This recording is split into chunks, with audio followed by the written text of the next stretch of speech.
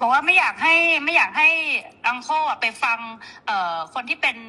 ฝั่งตรงข้ามกับเราเพราะว่าพอไปฟังฝั่งตรงข้ามอย่างพวกแม่ทัพภาคสองเนี่ยค่ะเป็นคนของฝั่งตรงข้ามหมดเลย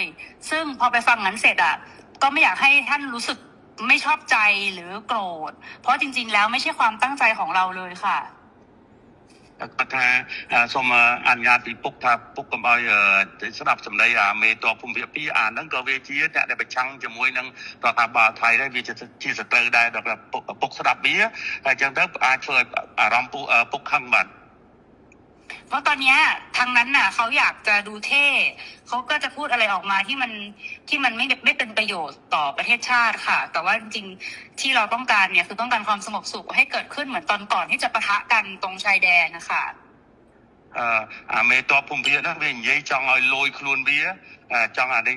សាង rating មកវាហើយទៅធ្វើឲ្យប៉ះពាល់ដល់តំណែងប្រទេសទាំងពីរយ៉ាងធ្ងន់ធ្ងរពុកបាទដែលយើងប្រទេសទាំងពីរគឺចង់បានស្ថិរភាពនិងសន្តិភាពដូចអ្វីមុនព្រឹត្តិការណ៍កើតឡើងពុកបាទ